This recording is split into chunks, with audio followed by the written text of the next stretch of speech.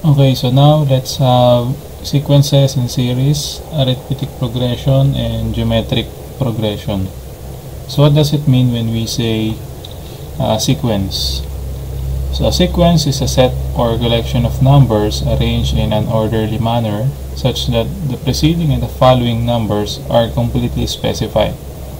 The numbers in a given sequence are called the elements and is spoken as the first term, second term, and so on and so forth. Okay? According to their positions in the sequence, a sequence is usually written as a sub 1, a sub 2, a sub 3, and a sub n, and is a natural number where a sub 1 is the first term and a sub 2 is the second term and is the nth term. A sub n is the nth term, also called the general term of the sequence. Okay. So, bigay tayo ng example ng sequence. So, ang sabi, list siya or collection ng numbers, ano? So, ito example ng sequence. So, we can write 1, 3, 5, 7, 9. So, this is an example of a sequence. Okay, yung bawat isang number sa sequence, yan ay tinatawag nating element. Okay? Then, we write a sub 1, a sub 2, and a sub 3 hanggang a sub n, no? A sub n. So, yung a sub 1, kung kukunin natin ang first term, no? First term. So, yung subscript na to, yan yung nagsasabi kung pang ilang term, no? Okay, so yung first term natin is 1. Then, yung ating second term, okay, so kita naman 3. Then, ang ating third term ay, okay, so 5. Okay, so alam na siguro natin kung paano natin kukunin yung fourth tsaka fifth. Yung a sub n, okay, yan yung last term. Okay, or nth term. Nth term. Okay, depende yan, ano? Minsan kasi kinukuha yung a sub n. Okay, a sub n generally tells us that it is nth term, no? Depende yan sa problem kung ano yung hinahanap na term. For example, fifth term. Okay. So, ibig sabihin, you need to get a sub 5, ano? Or yung fifth term nga na sinasabi natin. Okay. Meron tayong dalawang klase ng sequence. So, we have finite sequence. Okay, then we have infinite sequence. So, kung titignan natin, ang pinagkaiba lang nila yung tatlong tuldok sa dulo. Diba? So, kapag sinabing finite sequence, meron siyang last term. Okay, so dito sa example na to, 7 yung kanyang last term. Then, sa infinite sequence, meron tayo ng tatlong tuldok. So, kung tawagin yan, yan yung tinatawag nating ellipsis. Okay, yan, tatlong tuldok na yan sa dulo. That is what we call ellipsis. Okay, tama ba yung ano? Oh, tama na may spelling. Ellipsis. Okay? So, kapag sinabing infinite sequence, ibig sabihin walang last term yung ating sequence. Okay? So, recap tayo. Sequence, set, or collection ng numbers, ano? Magkakasunod. Okay? So now, we have series. So when we say series, it is the indicated sum. Okay, kita naman natin agad. Sum of a finite or infinite sequence of terms. So it is finite or infinite depending on whether the sequence is finite or infinite. An infinite series can be written in the form a sub 1 plus a sub 2 plus a sub 3 plus a sub n up to, okay, where a sub n is the general of the nth term. Okay, pag sinabi nga ulit a sub n, yan yung nth term, no? Okay, minsan yan yung sinasabing dulong term, no? Kung ilan yung term dun sa ating sequence. Okay, pag sinabing series, sum lang siya ng sequence. Okay, kaya kanina meron tayong 1 plus 1, 3, 5, 7. Pag kinuha natin yung finite series niya, Okay, i-add lang natin silang lahat. Okay. So, syempre, infinite series. Okay. Kaya lang, wala naman tayong formula para sa sum ng infinite series.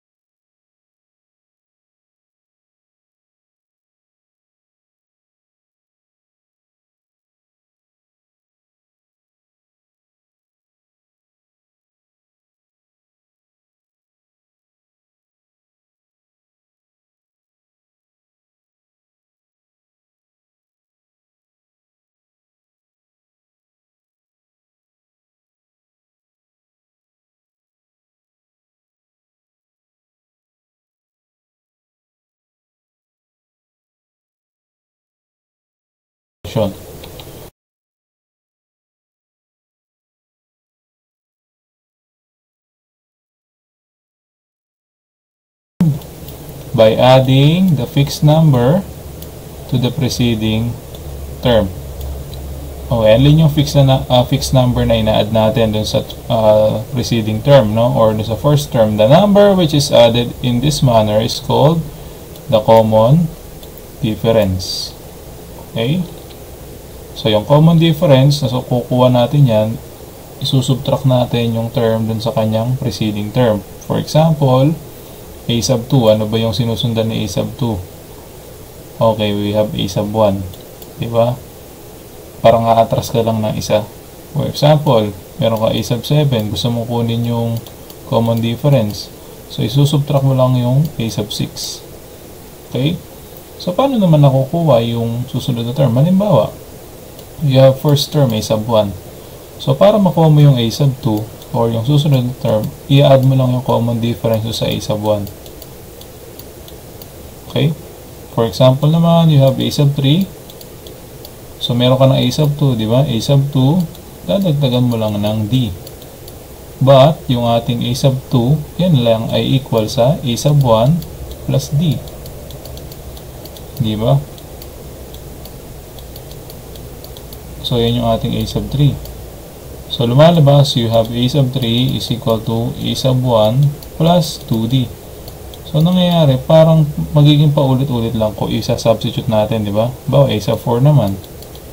Ayan, ano ba yung sinusundan na a sub 4? Hindi, a sub 3. A sub 3 plus d. Ayan, ano ba yung a sub 3? Hindi ba ito lang? So, madadagdagan lang na madadagdagan yung common difference ng isa. So, from that, na-derive yung formula na to. Tandaan, this is for arithmetic progression na, no? Sa arithmetic series, syempre kapag series na, so ibig sabihin, sum na, no? Yun na hinanap natin. Again, for arithmetic progression, sequence lang din yan. Kaya lang, yung sequence natin ay merong common difference na tinatawag. Okay? So, para sa arithmetic series, meron tayong formulas na pwedeng gamitin. So, for the nth term, halimbawa, meron kang, pointer. Saan ba yung sumusulat? Yun. Okay. halimbawa ay meron kang term, no? Ba, meron kang 1. Tapos, gusto mong kunin yung second term. So, example, 1 ang iyong first term at ang common difference mo is 2. If you want to get the second term, simple lang yan, di ba? A sub 2 will be equal to A sub 1 plus D. So, yung ating A sub 1 is 1 plus yung ating D or yung common difference is 2. So, we have 3 para sa A sub 2. Actually, pwede natin i-oral to. Kaya lang, paano pagka halimbawa, ang hinahanap sa iyo, for example, ang yung hinahanap na term is A sub 100 or 100 term, pang 100 term. Isa-isahin mo bang i-add yan? So, siyempre, hassle naman yan. Matagal mo makukuha yan.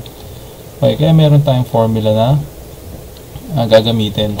So, we have A sub n or the n term is equal to A sub 1 or first term plus n minus 1 times D. Okay, so halimbawa, meron tayong first term na 1. Okay, apply lang natin dito, di ba? A sub 1 plus n minus 1 times D. So, ang hinahanap natin is 100 term. So, mayroon tayong first term na 1, then yung ating common difference is 2. So, yung n natin, yan yung pang ilang term, no? So, for this problem, 100. So, A sub 1 is 1 plus n natin is 100 minus 1 times the common difference 2. Okay. So 1 plus, so 100 minus 1 is 99 times 2. Okay, so 1 plus 99 times 2, we have 198. Okay, so 198 plus 1, we have 199. Kung gusto nyo i-check, bilangin nyo isa-isa, mag-add kayo ng mag-add ng 2. Okay, so ganun lang gamitin itong formula na to. Then we have the formula for series, no? Series of n terms formula. So, halimbawa, meron kang series na finite series muna tayo. Halimbawa, 1, 5, 9, 13. Okay, gusto mong kunin yung sum. Okay. So, halimbawa, ito hanggang, sabihin natin, this is up to 16th term, no? So, gusto natin kunin yung sum niyan. Paano kaya natin kukunin? Okay, kung nakikita natin yung formula, we have the S sub n is equal to n over 2 times a sub 1 plus a sub n. So, kung ilang partial sum yung kukunin mo, no? Kung ilang terms yung kukunin mo, yun yung gagamitin mo na n. Okay, halimbawa, gusto mong kunin yung sum ng lahat ng 16 terms, no? So, para makuha mo yan, gagamitin natin formula na n over 2 times a sub 1 plus a sub n. Meron pa ba D? Okay, wala na. Okay. So, kung S16 yan, so magiging 16 din to, di ba? 16 term, no? So, we have n over 2 a sub 1 plus a sub 16 or 16 term. Okay, kaya lang dito sa example, wala tayo nung 16 term. So, since alam naman na natin to, pwede natin kunin yung 16 term. Okay? So, solving for 16 term, we have a sub 1 plus n minus 1 times d. Yung n natin, 16, yun. Then, yung d natin, so, kunin muna natin yung d, ano? So, d daw natin, so, di ba yung term minus yung preceding term. So, we have 5 minus 1. Dapat parehas yan, ano? Kung yan ay arithmetic progression. Kasi sabi natin, common difference. Then, pwede ring 9 minus 5. Kahit saan mo dyan kunin, basta susubtract mo lang yung preceding term. So, lumalabas, kahit saan mo isubtract dyan, ang ating common difference is 4. So, yun yung gagamitin natin. So, we have the first term 1 plus n is 16 minus 1. Then, the common difference is 4. So, we have 1 plus 15 times 4. So we have 15 times 4 is 60 plus 1, we have 61. So yan yung ating 16th term. So pwede na natin gamitin dito. So the sum of 16 terms, no? So we have 16 over 2 times a sub 1 is 1 plus 61, or yung ating last term. Again, hindi naman porket a sub n ay last term na. No? Depende kung pang ilang term or ilang sum yung hinahanap natin, kung ilang number of terms, no? So pagka-sum, kung ilang number of terms, or kung hanggang saang term ka lang hihinto ng pag-a-add. Kapag ka naman sa n term, a sub n, ibig sabihin kung pang ilang term yung hinahanap natin. For example, we have 100, a sub 100, ibig sabihin 100 term yung hinahanap natin. Okay? So ito, pwede natin gamitan ng calcu. Okay. Fx. Saan ba yun? Ito. Okay. So we have 16 over 2. Then 1 plus 61. Okay, tama ba? Okay. So we have 496. The sum of all terms, or the 16 terms, is 496. So ganun lang siya gamitin. Okay, so tuloy tayo. So we have another formula. Alternate formula lang naman ito. So nangyari lang dito, itong a sub n, ipinalit dito. Okay, so ganun lang nangyari dyan. Walang masyadong magic dyan, ano? So, nung sinubstitute yung value nito, dito, ito ang pinalabasan. Okay? So, kung gusto natin ng ito gamitin, pwede rin naman. Kasi dito, makakapag-solve ka agad without solving the nth term, no? For example, S16, di ba? Kagaya dito sa ginawa natin, sum of 16 terms yung hinahanap natin, Kaya lang wala ka initially nitong last term or nung 16th term. So kaya sinolve pa natin yung 16th term. So if we're going to use this formula, S16 is equal to n over 2 times, okay, bracket natin, 2 times first term plus n minus 1 times d, or the common difference. So makapag-solve tayo agad dyan kahit wala itong 16th term, no? Ang kailangan lang natin, total number of terms, then we have the common difference.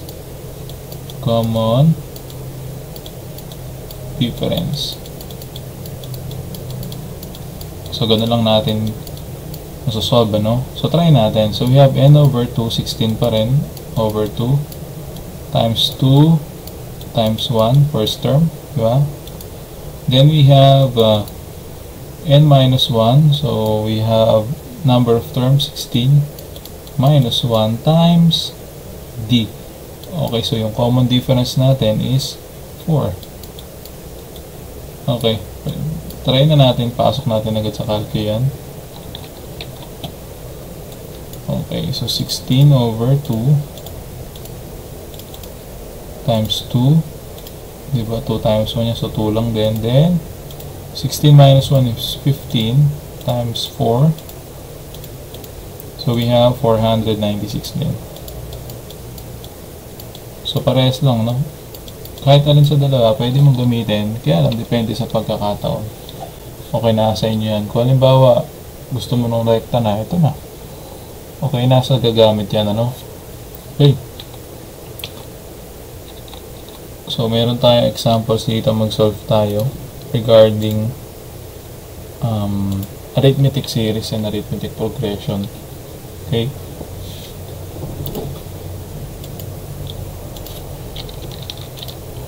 Okay, find the sum of the first 100 natural numbers. So, ano ba yung natural numbers na yun? Ibig sabihin, 1, 2, 3, 4, 5, 6, 7 lang. Okay, ano bang difference ng 1, 2, 3, 4, 5, 6, 7? So, ang difference nun, alam natin, 1, di ba? Okay, so ang pinapahanap sa atin for sum of the first 100 natural numbers. So kung meron tayong 100 terms, okay, so ang sum nun, n over 2, okay, a sub 1 plus the 100 term, no? 100 term. Tama ba? Okay. So kung meron tayong 1, 2, 3, 4, 5 hanggang 100, so ang first term natin, a sub 1 is 1. Then a sub 100 or 100 term is 100. So ang sum nilang lahat, so n is 100 kung ilang terms lahat. Then we have a sub 1 is equal to 1 plus the 100 term is 100. Okay. Pwede na tayo mag-calculate dyan. So 100 over 2 times 1 plus 100. So we have 5,050. 5,050. So this is the sum of the 100 terms, no? 100 terms. Okay, first 100 natural numbers. Time check nga. Ano oras na ba? Okay ba? Okay. So next, we find the sum of the first 30 terms of arithmetic progression. Ibig sabihin nito, no? Negative 15, negative 13, negative 11. Tapos may ellipsis tayo. Ibig sabihin yung progression natin is infinite. Okay, kaya mayroong binigay 30 terms lang. Okay, kasi kung ang hahanapin natin is sum of all terms, infinite nga eh. So ang sum niyan is infinite din, di ba? A very big number or a very small number. So kung papansinin, negative 15, negative 13, negative 11. So papataas. Pero paano natin makukuha yung difference mathematically? So di ba, kunin natin yung term, bawa ito, negative 13, then isubtract natin yung preceding term. So yung negative 15. So negative 13 minus negative 15. So we have positive 2. Okay, nadadagdagan siya ng 2. Kung di ka sure, kung duda ka, may 11, ano?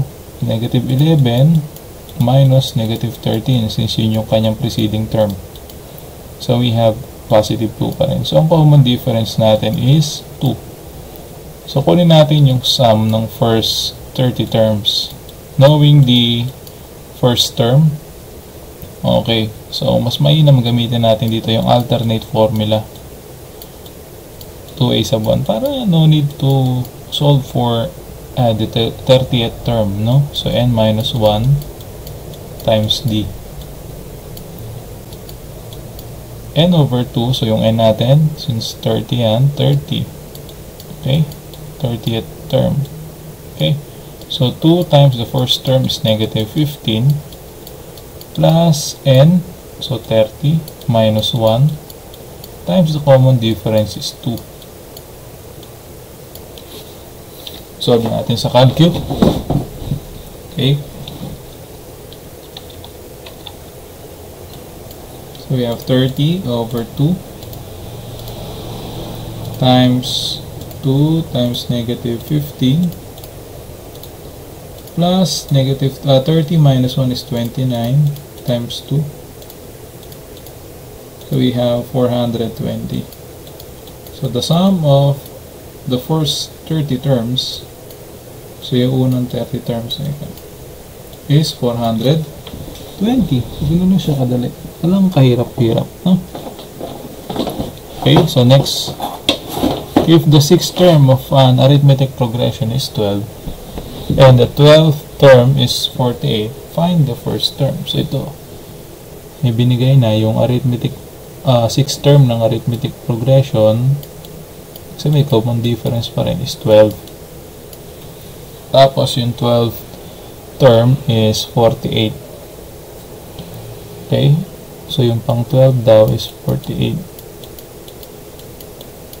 So ang pinapahanap sa atin ngayon is the first term. Okay? Paano natin gagawin yan? Okay, hindi ba? Bawat term, dadagdag mo lang ng d para makuha mo yung kasunod. So, kung meron kang a sub 6, okay, so to get a sub 7, yung a sub 6, dadagdagan mo lang ng difference, common difference. Same as with a sub 8 or yung 8 term. Lagyan mo lang din, di ba? So, ilista natin. So, a sub 6, a sub 7 equals a sub 6 plus d. Then, a sub 8 is equal to a sub 7 plus d. Okay? Then, a sub 9 or na 9th term is a sub 8 plus d. Then we have the a sub 10 is equal to a sub 9 plus d. Okay, hanggang 12. Okay, paano ba natin kinukuha yung a sub 12? Okay, or a sub 6? May formula tayo, hindi ba? So, a sub 6 is equal to a sub 1 plus n minus 1 times d. So, wala tayong problema sa n. So, 6. Sa first term, yun yung hinahanap natin, di ba? Yung a sub 6, meron tayo. So, 12. Ang wala tayong mapagkuha na itong d. So, kaya dito tayo pupunta. Okay, tuntunin natin. Then, a sub 11 is equal to a sub 10 plus d. Then, a sub 12 is equal to a sub 11 plus d. Okay. So, dito ko na lang sa a sub 6 sinimulan. Hindi ko na sinimulan sa a sub 1. Kasi dito ko lang din magtatapos. Okay. Babagsak ka lang din sa common difference na d. So, kaya ko nilagay sa a sub 6 kasi dito ko sisimulan. Okay. Diyan ko kukunin yung d. Okay. So, tuntunin natin, ano? So, kung yung a sub 7, okay. So, yung a sub 7, isa-substitute natin dito yung value niya, which is this one. So, magkakaroon tayo dito ng a sub 6 plus d plus d. Ito yun, ano? Yun yung value na yan. So, lumalabas, meron kang a sub 6 plus 2d. Okay? Then dito, sa kasunod naman, papasok lang natin yung value ng a sub 8. Diba? So, ano ba yung value ng a sub 8? Ito. A sub 6 plus 2d. Kaya, magkakaroon ka ng a sub 6 plus 2d plus d. So, we have a sub 6 plus 3d. Okay? So, lumalabas kada step, no? Kada add ng term, kada susunod na term, nadadagdagan lang na isa yun d mo. Okay? So, 2, 3. So, pwede na natin gawa na ng ano yan. So, we have a sub 6. Tapos, dito 2 ka na, 3. So, dito magiging 4. 4D. So, dito magiging 5D ka na. So, dito, you have a sub 6 plus 6D. Okay. So, ibig sabihin, meron tayo ngayong a sub 12 is equal to a sub 6 plus 6d. So, kung titingnan natin, yung a sub 12 meron tayo 48. Yung a sub 6 meron din tayo 12. Ang wala lang tayo dito is difference, which is yun yung hinahanap natin. Okay? So, yun yung kailangan natin. So, solving for d, lipat lang ito. So, you have 6d is equal to a sub 12 minus a sub 6. So, dividing both sides by 6, you have d is equal to a sub 12 minus a sub 6 all over 6. So, substituting the values, yung a sub 12 natin is 48 minus yung ating a sub 6 is 12 all over 6. So, 48 minus 12 is 36 all over 6. Okay, so the common difference is equal to 6. So, balik tayo dito. Solving for a sub 1, ano? So, we have a sub 6 equals a sub 1 plus n minus 1 times d. So, pwede ba yung a sub 12 gamitin ko? Pwede rin. Kaya lang may iba value ng n mo. So, magiging 12. So, dito 6 lang, ano? So, hinahanap natin is a sub 1. So, lipat lang natin to dito. Pag-isayin natin si a sub 1 para makuha natin. So, we have a sub 6 minus n minus 1 times common difference. So, the value of a sub 6 is 12. Minus n minus 1. We have a sub 6, di ba? So, 6 ito. So, 6 minus 1 times the common difference, 6. So, we have 12 minus 6 times negative 1, minus 6, tama ba? Okay, 6 minus 1, so we have 5 times 6, so we have 30. So, ang ating a sub 1 is equal to negative 18. So, ayun yung first term. Okay? So, 6 minus 1 is 5 times 6, so 30. So, kung itatry natin, check natin siya. So, dapat ang lumabas na 12th term is 48.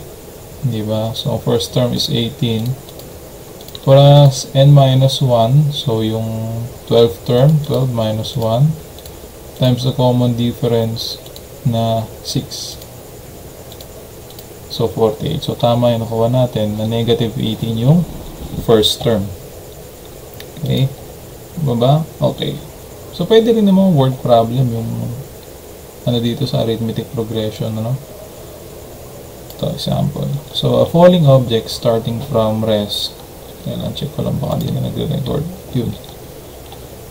So, a falling object starting from rest falls 16 feet during the first second, 48 feet during the second, then 80 feet during the third, and so on. So, ibig sabihin, infinite yan.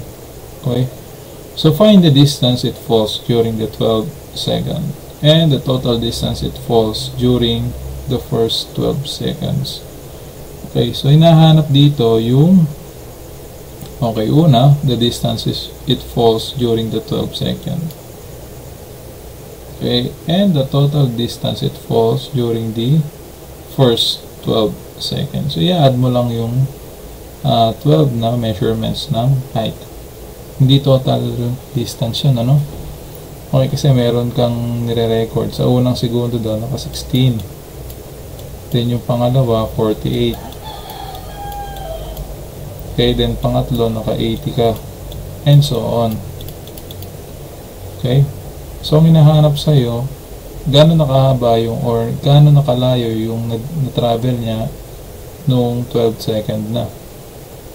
Okay, so kita naman natin kada segundo nadadagdagan lang.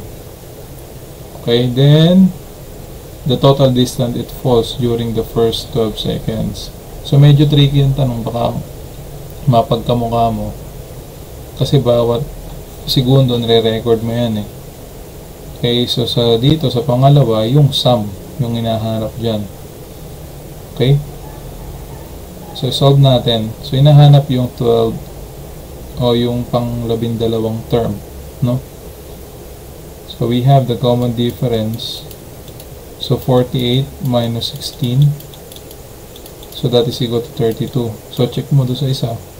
80 minus 48 is also 32. So common difference natin is 32. So the 12th term is equal to a sub 1 plus n minus 1 times the common difference. So a sub 1 natin is 16 plus 12, n is 12, di ba?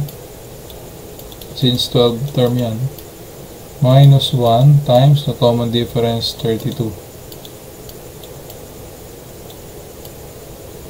Okay. So, calculate. So, we have 16 plus 12 minus 1 times 32. We have 368. So, 368 feet yung pang labindalawang term. Okay? So, ngayon, kukunin na yung total. Okay? So, again, huwag kang magpapalito kasi medyo tricky nga yung tanong. Baka isipin mo, parehas lang yan. Since series yung tinatanong, and ni-record natin yung 16, 48, 80 feet. Sabihin, kada segundo, nagre-record ka kung gaano na siya gaano nakahaba yung na-travel niya. Okay, then kukunin mo lang yung sum nun. Okay? So we have the formula muna tayo, no? So S12 is equal to N over 2. Since meron naman tayo ng first hanggang first tsaka ng 12th term, yan ay kailangan natin A sub 1 plus 12th term, first 12 seconds. Okay, so 12th term yan. So pwede ito. Okay, so N over 2, so 12 over 2, okay. Times A sub 1 is 16, plus the 12th term is 368. So we have 12 over 2 times 16 plus 368. So we have 2,304 feet. Siyempre, mahalaga pa rin unit yan. Lalo binigay may feet, ano? Okay? So sana malinaw sa atin to. Arithmetic progression. So, sa arithmetic progression, pwede tayong, or arithmetic series, pwede rin pasukan ng word problem. Okay? Click tayo dito. So, we have, next is geometric progression. So, progression, ibig sabihin, sequence lang naman din ito. Kaya lang, okay, sequence of numbers, a geometric progression, abbreviated GP, if each term after the first is obtained by multiplying the preceding term by a fixed number called common ratio. I think this should be succeeding term. Okay? Succeeding dapat yan. Yung kasunod, para makuha mo, ibig sabihin, i-multiply mo yung preceding term ng common ratio. Okay? The common ratio is obtained by dividing any number or any term by the preceding term. So, parang ganito. So, kanina, dun sa arithmetic, we have common difference. So, dito, common ratio naman tayo. Okay? So, halimbawa, you have whiteboard natin.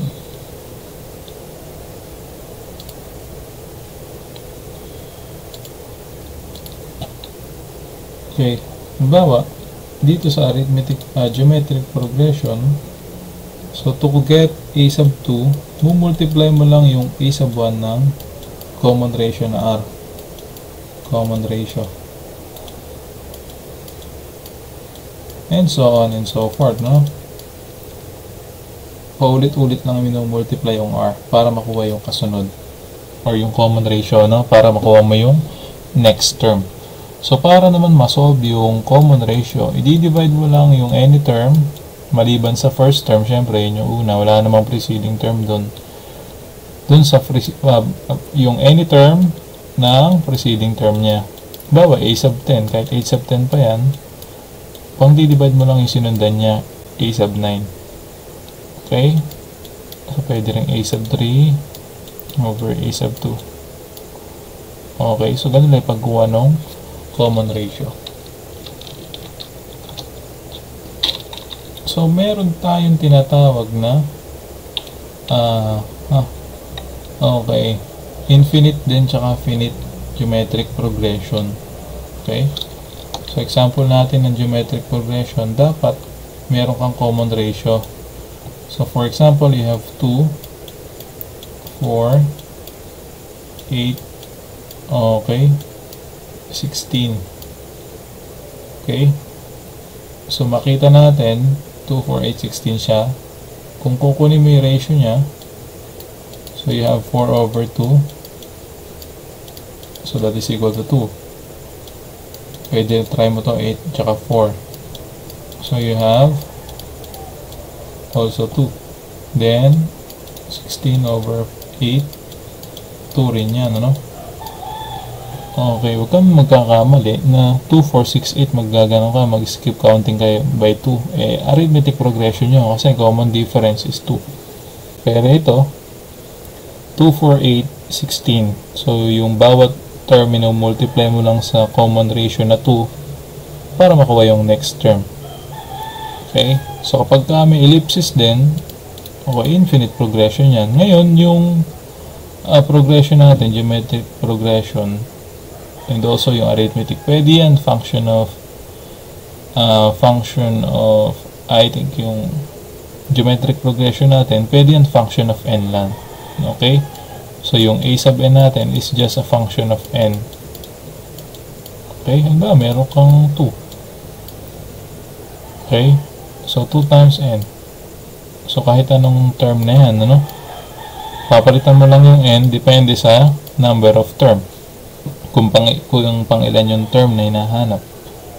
Okay, so, halimbawa, meron kang a raised to 100, tapos ang binigay sa'yo is 3n. O, hindi, 3 times 100. So, ganun lang siya gawin, ano? Madali lang yan. Okay? So, kung meron tayong arithmetic series, meron din tayong geometric series. Okay, and ito yung mga formula niya. Okay, so para sa n term, kung halimbawa, hinahanap mo yung n term, so you have a sub 1 times r raised to n minus 1. Okay, sample natin gamitin, ano? Halimbawa, meron akong first term na 2. Tapos gusto mong kunin yung 77th term.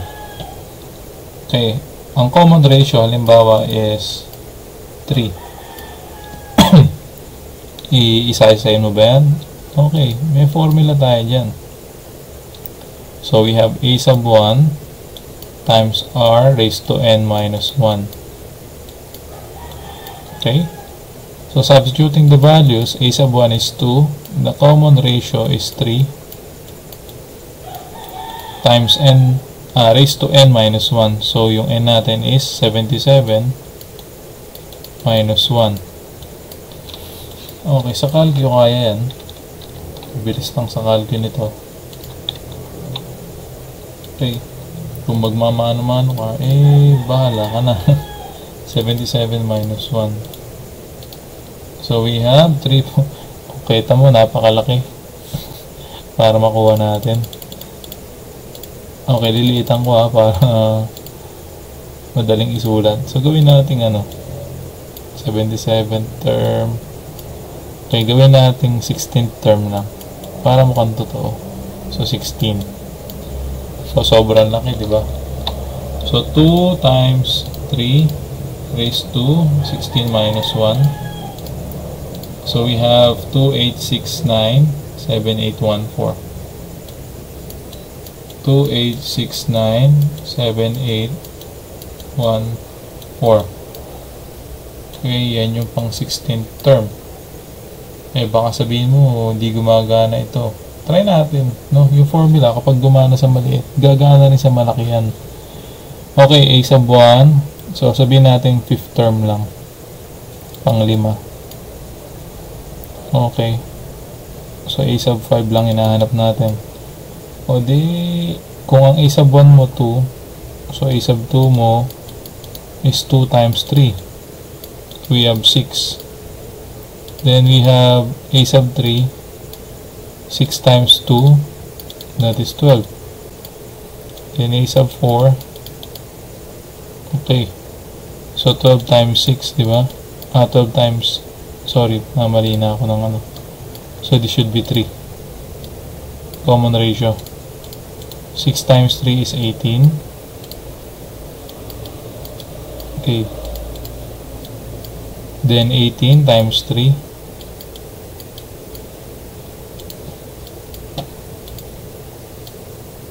So 18 times 3, so we have 54. Okay. Then a sub 5, 54 times 3. That is equal to 162. O, try natin gamitin ang formula, no? So, 5th term yan. So, a sub 1 is 2. First term is 2 times 3 raised to 5 minus 1. Try natin sa calculus. Okay. So, dapat 162 lumabas.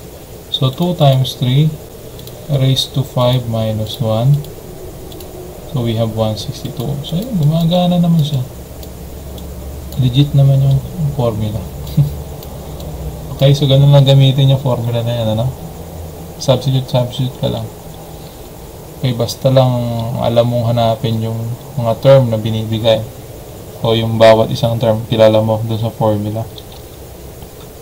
Okay, then we have the series of n terms, no? Formula. So, ibig sabihin yung sum. Okay? So, paano gamitin yan? So, this one should be... Okay, balikan ko lang, ha? Saan ba yun? This should be raised to n. Okay, ito rin. Raised to n yan, ha?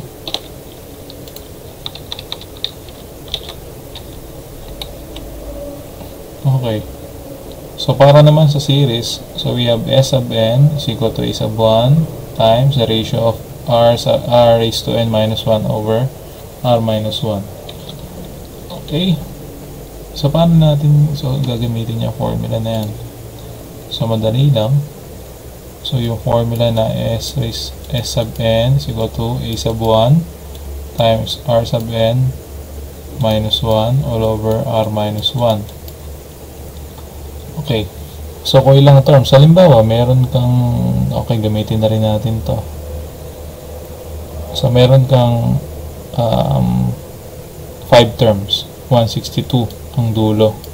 Ang una mo is 2 and your common ratio is 3. Kung kukunin natin lahat ng terms na to, yung sum nito, since nandiyan naman na a sub 1 is 2. Okay? And yung lahat ng terms, ano? So we have 2, 6, 18, 54, and 162. Okay? So kung kukunin mo yung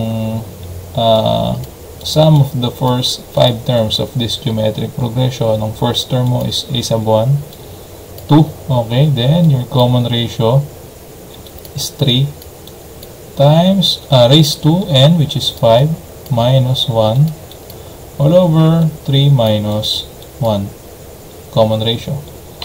Okay, pindutin na nga sa calcu. So we have 2 times, okay, so 3 raised to 5 minus 1 all over 3 minus 1. So, we have 242. Yung sum ng first 5 terms, 242. Okay, kung ilolonghand mo yan, sa'yo. So, 2 plus 6 plus 18 plus 54 plus 162. So, we have 242. Kasi may gumagana ito. Okay? So, gano'n lang gamitin yung formula na yan. Meron again tayong alternate formula. So, nagkabaliktad lang. 1 minus r raised to n all over 1 minus r. Okay? So, pwede rin yan. Try natin. S sub n is equal to a sub 1 times 1 minus r raised to n all over 1 minus r. So, try natin, ano yung kanina, s raised to s sub 5 is equal to 2 times 1 minus 3 raised to 5, okay, all over 1 minus 3. So, pindutin nga natin sa calcu. So, we have 2 times 1 minus 3 raised to 5 all over 1 minus 3. So, we have 242 pa rin. So, pwede ito. Alternate formula lang. Okay? So, meron tayong examples. Mag-solve tayo. Okay, find the sum of the first 10 terms of the geometric progression 1, 2, 4, 8. So, this is a geometric progression na. Okay? So, first 10 terms, since this is an infinite progression. No, infinite geometric progression yan. Okay, sum of the first 10 terms. Pula maroon naman. Okay, sum of the first 10 terms. So, a sub 1 times r over r minus 1. So, kunin natin yung ratio. Yun lang na may nawawala eh. The common ratio is equal to, okay, 2 over 1 is equal to 4 over 2 is equal to 8 over 2. So, ang common ratio natin, 8 over 4, sorry, is equal to 2. So, substituting the values, A sub 1 natin is 1 all over, common ratio is 2 raised to 10 minus 1 all over 2 minus 1. Type indot na sa calcu. Huwag na natin ilagay yung 1. Ilan din naman yun eh. Okay, 2 raised to 10 minus 1 all over 2 minus 1. So, we have 1023. Okay, gano'n lang kadali. Sum of the first 10 terms. Okay? Okay, so next example, the number of bacteria in a culture increased from 425,000 to 6,800,000 in 5 days. Find the daily rate of increase if this rate is assumed to be constant.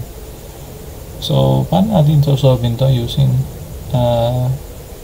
principle ng geometric progression? Okay, sabi sa una, yung bacteria is 425,000. Then, karoon ng growth. Within 5 days, naging 6,800,000 siya.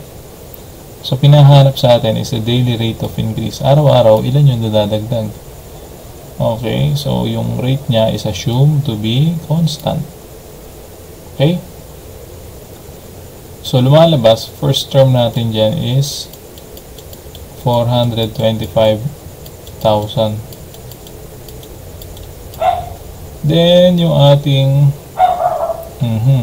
fifth term, kasi 5 days, ano? After 5 days, okay, after, pag sinabing after 5 days, okay, tama lang. So, after 5 days, yung 425,000 mo, naging 6,800,000 na bacteria. So, paano natin kukunin yung rate of interest? Okay, meron tayong formula. Okay. So, A sub 5 is equal to A sub 1 times R is to N minus 1.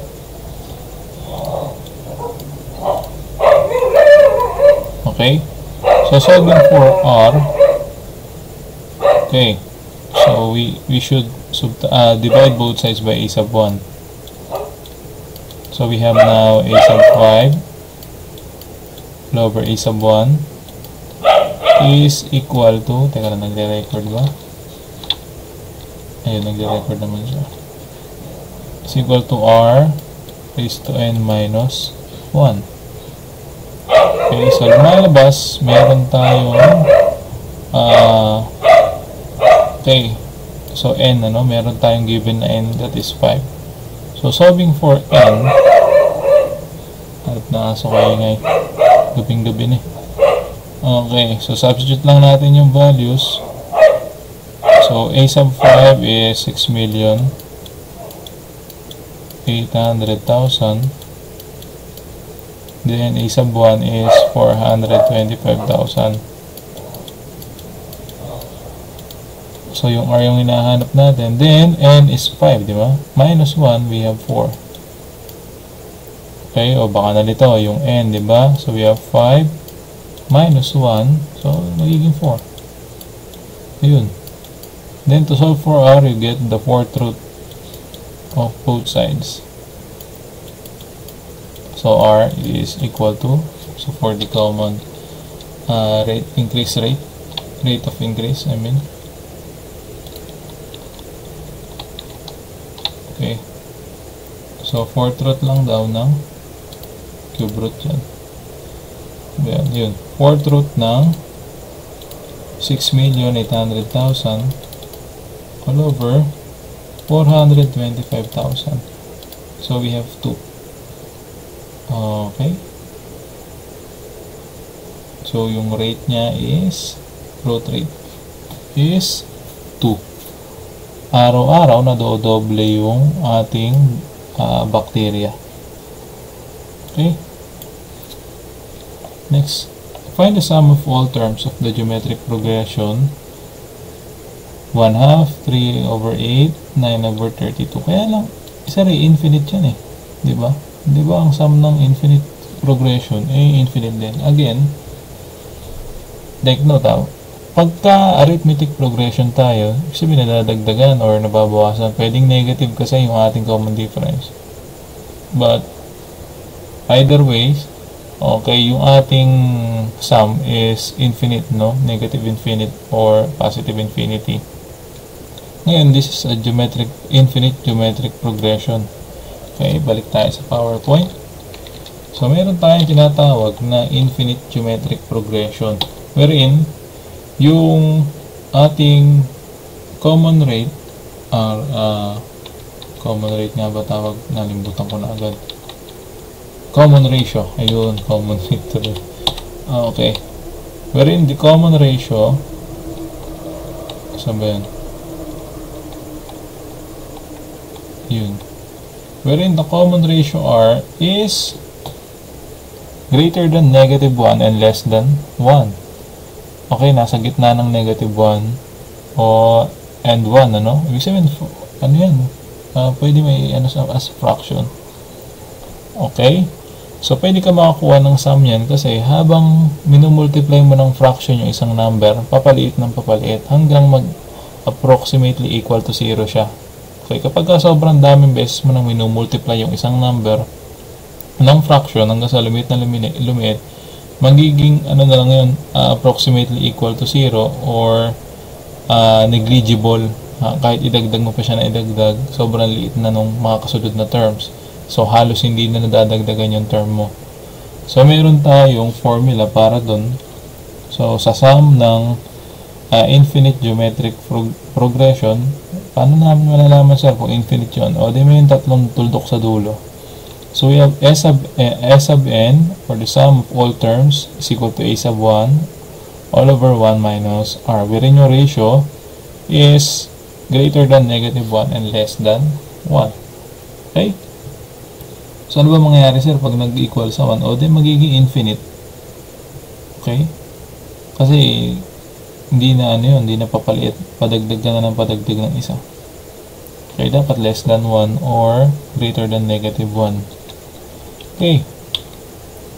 Ba't nag-end bigla? Okay, try natin mag-solve, ano? So, meron tayo dito, kung kanina. So, ito yung palatandaan na yan ay infinite. No? But since yan ay geometric progression, so pasok sa infinite geometric progression. Yun na ba yun? Pagka ganon, check mo muna yung ratio. So, kung ratio mo papasok dun sa less than 1 and greater than negative 1, infinite geometric progression tayo. Pero, obvious naman agad sa tanong eh. Hindi naman nahanapin sa yung sum ng lahat ng terms ng isang infinite geometric progression kung yan ay ang ratio niyan ay greater than 1 or less than negative 1. Kasi pataas, papadagdag yun or papabawas ng papabawas. Okay, kahit mag-negative yun. So, we have the ratio. So, 3 over 8 divided by, syempre, ganun pa rin pagkuha ng common ratio. 1/2. Okay, ilan to? So, we have 6 over 2 times 3, 6 over 8 times 1 is 8. Or we have 3/4. So, try natin ito, no? 9 over 32 all over 8 over 3. So, we have 3 times 3 times 9 is 27. 9 over 32 tapos 8 over 3. 3 times 9 is 27. Then we have 8 times 32. Okay. Para mabilis. 32 times 8. So we have 256. Okay. Mukhang may problema tayo dito. 9 over 32 divided, ayun, Babi ko na. Baligtad ako ng sulat. We have 3 over 8. This should be 3 over 8. Okay, 9 times 8 is 72 all over 3 times 32 is 96. Okay? So, pwede natin i-simplify yan. Papahirapan ba natin sarili natin? Pwede naman kung gusto. Or, common factor na lang. Okay? So, gamit tayong calcu para mas madali. So, lagay mo lang dyan. 72 over 96. Ayun, 3/4. Or, kung gusto mo pahirapan sarili mo, pwede naman. Common factor niya. Okay, pwede mo 24 times 3. Diba? Tapos yung nasa ilalim, 24 times 4. O, hindi cancel lang din. Kung di mo maiisip pag ganyan 24, di ba? Pag mag-ano ka, tawag si simplify, o sa 2 muna simulan. Pabawas ng pabawas. Okay lang. May calculate naman na. Hindi, yun na lang. Okay, S. Okay, sum ng infinite terms, o infinite geometric progression. So, ayan yung nilalagay natin. Okay. Ellipsis. Hindi na to ellipsis. Okay, so this is infinity na ibig sabihin. Okay. Pangit magsulat. Nantok na ako. Anong oras na ba? Ako mag-aalauna na. Okay. So, ang formula natin is A sub 1 or yung first term divided by 1 minus R. So, nakita natin yung common ratio is 3/4. So, A sub 1 is 1/2 all over 1 minus 3/4. So, we have 1/2 all over 1 minus 3 raised to 4. Okay. So, we have 1/4. So, we have 4 times 1, 4 all over 2 times 1, 2. So, we have the sum of the infinite geometric progression is equal to 2. So, ganun lang solve. Ganun lang gamitin to. No? Okay. So, ibig sabihin, itong 1/2, habang minumultiplyan ng 3/4, okay, pag kinuha mo, papalit ng papalit yan eh. Then, kapag kinuha mo lahat ng sum nun, that is equal to 2. Okay? So, sana malinaw sa atin yung part na yan. So, ito pa, sa example. Under favorable condition, a single cell bacterium divided into 2 about every 20 minutes. If the same rate of division is maintained for 10 hours, how many organisms is produced from a single cell? Okay, so ang first term mo malinaw, single cell lang. Then, every 20 minutes daw, nagkakaroon tayo ng cell division, nahahati yung cell, di ba? Yun may common, pag-multiply ng cell. So, nadodoble yung cell mo. Kung mami-maintain daw yung rate na yun, within 10 hours, gaano kadami yung ating magiging organisms, no, after 10 hours. Okay. So, baka magkaroon malito, 20 minutes tapos 10 hours. So, sa loob ng isang oras, meron tayong 60 minutes. So, ibig sabihin, sa loob ng isang oras, 3 times na magkakaroon ng cell division. No, 3 beses maahati. Okay, yung bawat isang cell. So, kung meron kang 10 hours, ibig sabihin, 30 times, no? Kung meron kang 10 hours, since 20 minutes yan, di ba? Sa isang oras, meron kang 60. So, meron kang 3 times na, at meron kang 20 minutes sa loob ng isang oras. So, sa loob ng 10 hours, meron kang 30 times na cell division, no? O 30 times siya magmumultiply. So, lumalabas, ang A sub 1 mo, galing ka lang ng single cell, which is 1.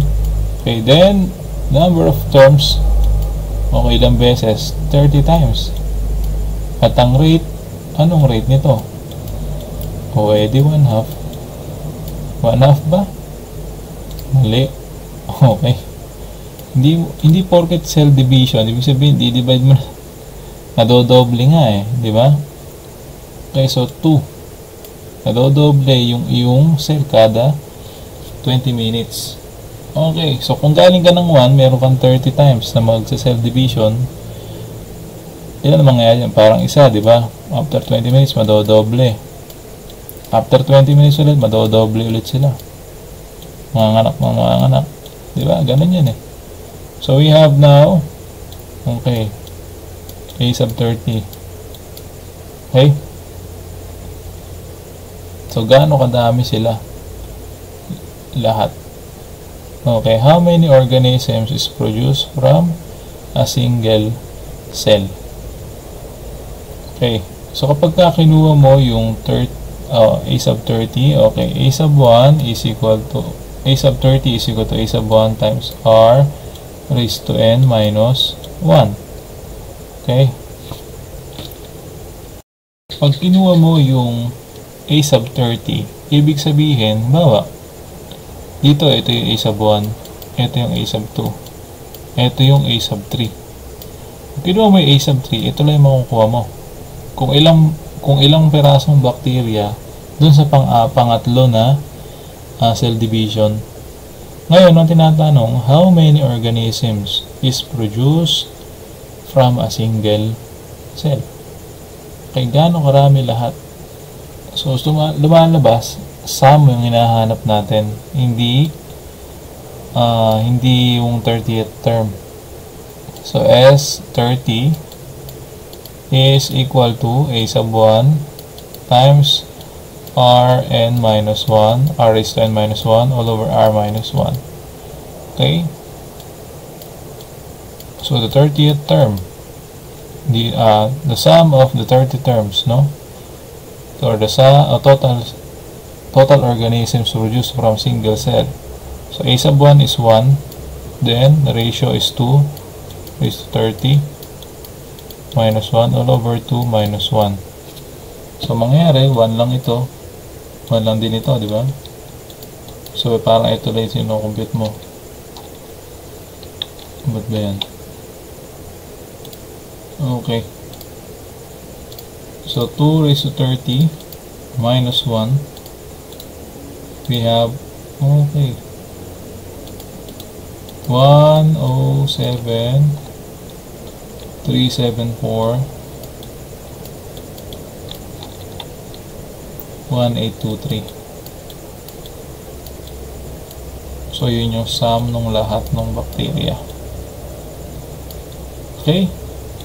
Sir, ba't yung kanina, ano lang kinuha? Hindi naman sum. Okay, ito kasi, itong isa na to, okay, sinabi yung number of ng bacteria, no? 6 million within 5 days. Okay, kaya ang nakuha natin, kaya ang kinuha natin is tinrate natin siya as end term lang, hindi sum. Okay? Ibig sabihin yun yung reading. 425, tapos nadodoble daw, hindi ba? So, kada araw, binibigay yung number of bacteria. Okay? So, ang labanan dito, number of bacteria lang. Kasi dito naman, sa tanong na ito, hinahanap sa atin kung ilan lahat yung nadagdag na bacteria galing sa iisa. Okay? So, sana malinaw sa atin yun. And, tulugan na.